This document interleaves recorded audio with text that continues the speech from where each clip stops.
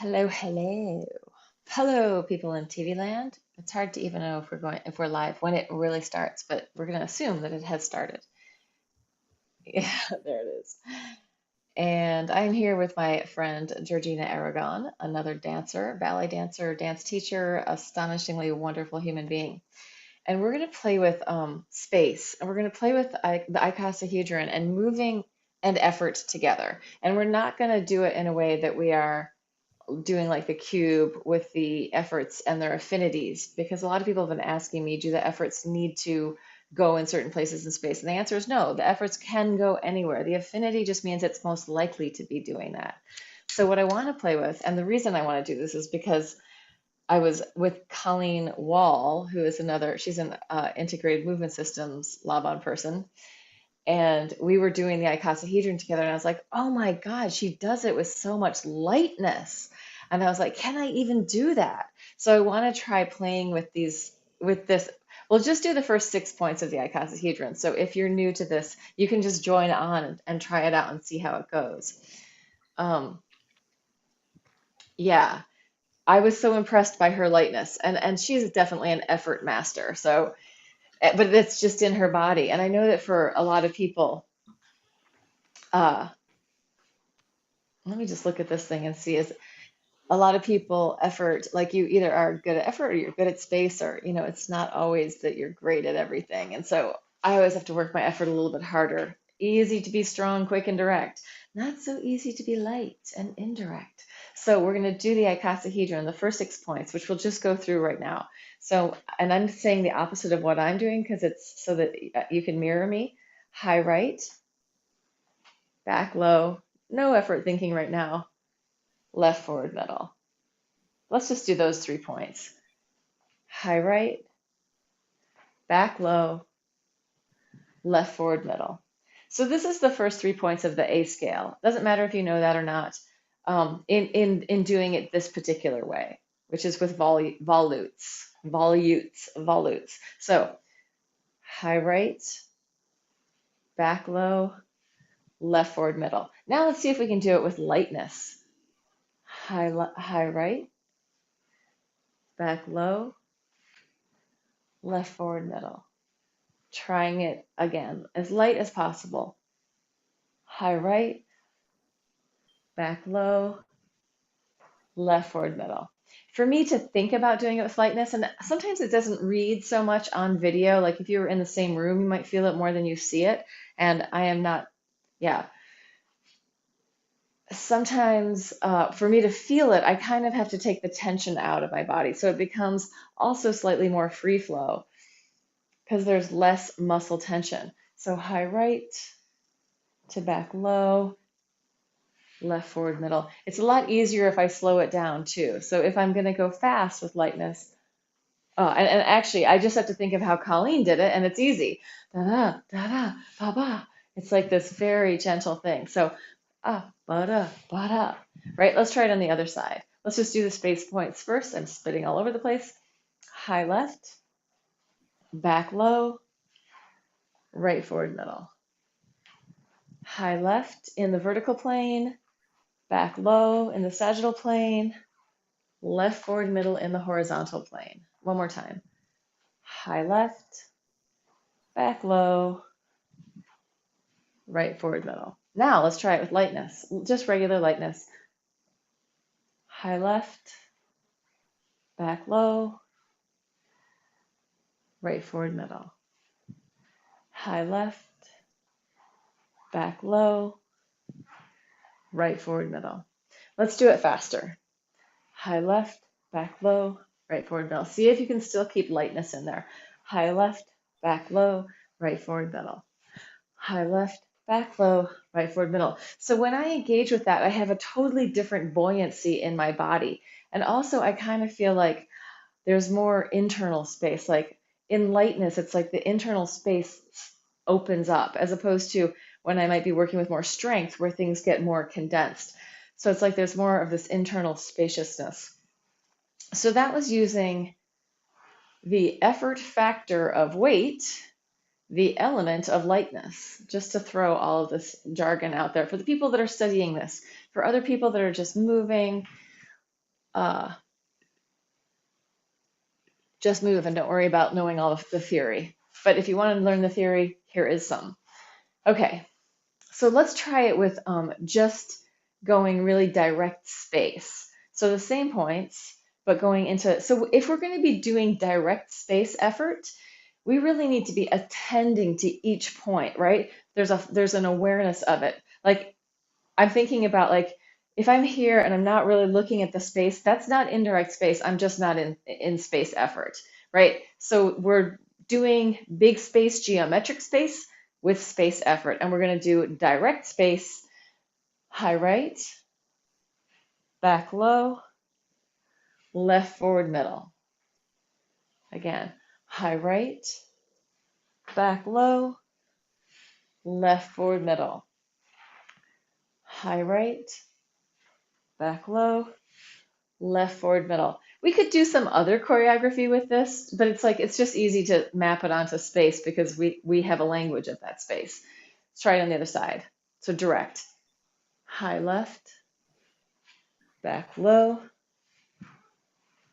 right forward middle. High left, back low, right forward middle. High left, back low, right forward middle. So I'm noticing that I want to look and then go look and then go look and then go. So my attention to space is already there in my face before my body follows. Wouldn't like because if I do it like this, it's not so much direct space. If I do it like this, there's an attention to the space. I'm attending to it. So that would be the difference of those two things. I'm just playing with these things just to throw some effort into the mix. And I'm using space because it's so much easier for me. Because we could also go, let's just be light. And here we are in our lightness. And for me now, it's very indirect. And, like, or I could put it in a dance move where it's like, oh, we're going to do right? The whatever it is with lightness. Can I do lightness with my leg? Yes. Can I do lightness with my hands, with my arms? Yes. Yeah, exactly. So Georgina's got it going on there. A lot of lightness in ballet, especially when you have like a waif-like tiny little body. There's no like in there often, even though they're strong as hell. Yeah. So finding, yeah. And even I could be light and indirect, crossing my body. Right? Am I in space? Oh, kind of. I'm just not focusing on it. Yeah. So being indirect is to be global, right? To take in the whole thing. Or I go out and look at the night sky. So being in indirect space effort, I go out and look at the night sky. I'm looking at all the stars. I'm looking at the full moon. Oh my God. Full moon. Maybe I got direct on that. But like here I am taking it all in. I'm involved with in relationship with what is around me in my awareness, right? So and if I take out that awareness and I kind of go into myself, then we wouldn't say I'm in space, right? Just to help name these things for people that are learning this stuff. All right, let's try fluctuating with sustained and quick time. So we'll go quick, sustained, quick, right? So we're going to do those same points. Quick, quick, sustained, quick. Yeah, what's that like? Let's just alternate sides. Quick, sustained, slowing down, quick. And it feels really interesting to do it that. Let's go sustained, quick, sustained. Either side. Sustained, slowing down. Sustained, quick, sustained. Right? I'll try on the other side. Sustained, quick, sustained, slowing down. So this is just different ways of playing with effort. I'm moving them anywhere. It can go anywhere.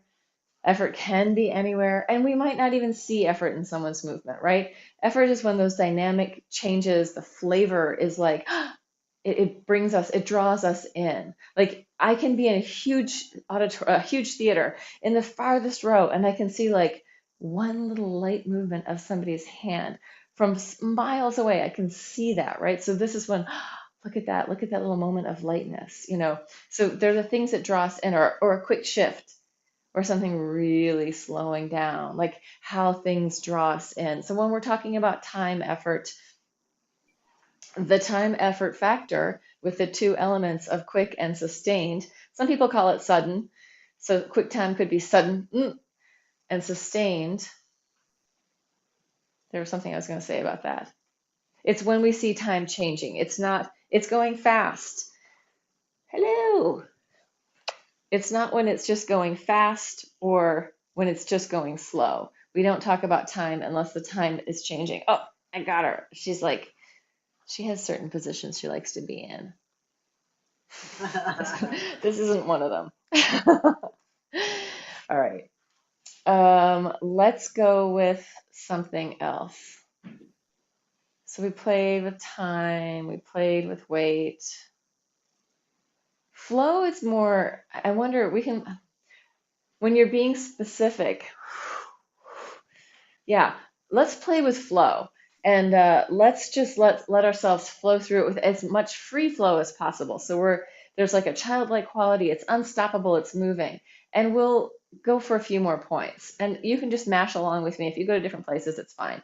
So going up, down, cross, down, up, open, cross, up, back diagonal, up, forward, down. So to get into the free flow, what I'm noticing for myself is I'm using this lightness, and I still have that image of Colleen Wall doing this scale. It's on my Instagram, and I think I've uploaded it here too. It's doing the A scale outside with me and her and Emma Hildebrandt.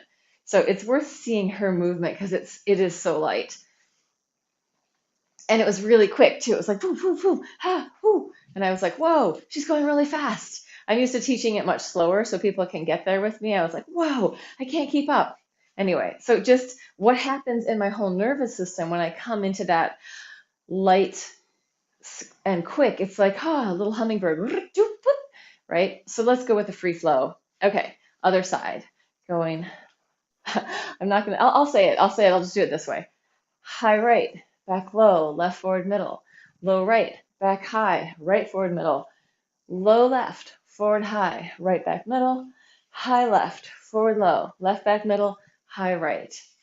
So I find when I'm in that sort of free flow state, I'm not really hitting those external points. It's hard to like, because then it's going to break the flow. So if I really want to flow it, I'm going to keep, sorry, I just got really distracted. If I'm really flowing it, I'm not going to be hitting those points so hard. Let's do it on the other side.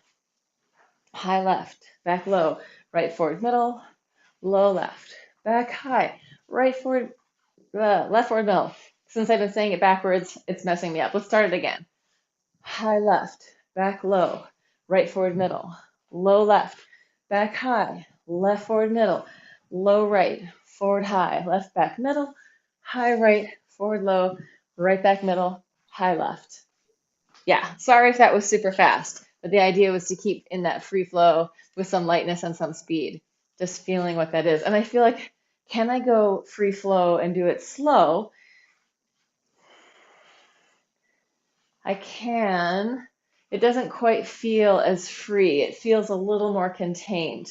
So it's not to say that free flow is always going to be quick. Free flow could be happening slowly as well. It's just that there's not as much kind of control, right? Bound flow is specific, it's bound, it's contained. Free flow has this uncontained thing.